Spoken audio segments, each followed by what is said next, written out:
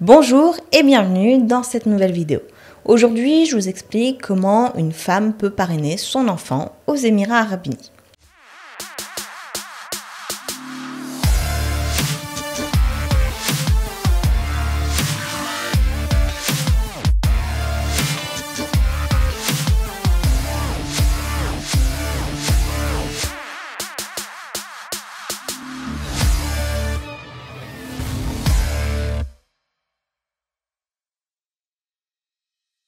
C'est une question qui est régulièrement posée aux Émirats Arabes Unis, tout simplement parce que ici, la vision est un peu plus traditionnelle. C'est souvent un mari, une femme, des enfants, et c'est généralement le mari qui va sponsoriser la famille.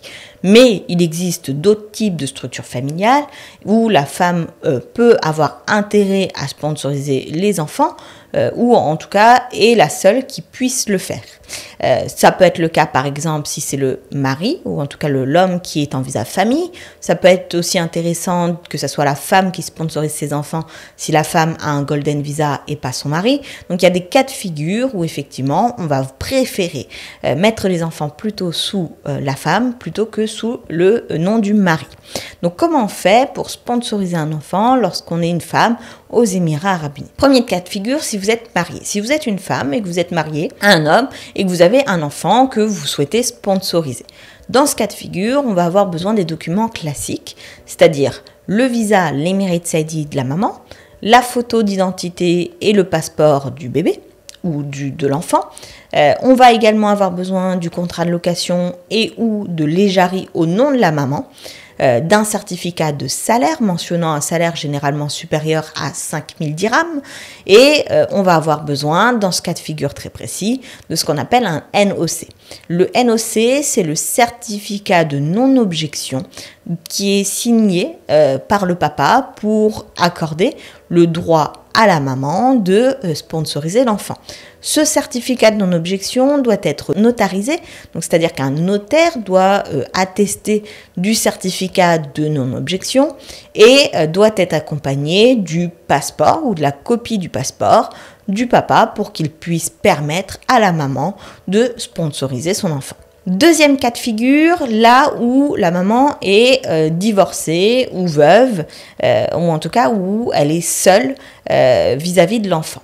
Dans ce deuxième cas de figure, on aura besoin des mêmes types de documents, mais ce dont on aura besoin à la place du certificat de non-objection, c'est un document généralement donné par le tribunal qui peut émaner du tribunal du pays du ressortissant. Donc si par exemple vous êtes français, ça peut être un document du tribunal français qui vous accorde le droit de garde exclusif de l'enfant, donc au nom de la maman.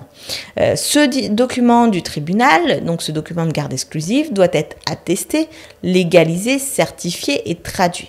Donc ça veut dire il doit être tamponné auprès du ministère des Affaires étrangères de votre pays.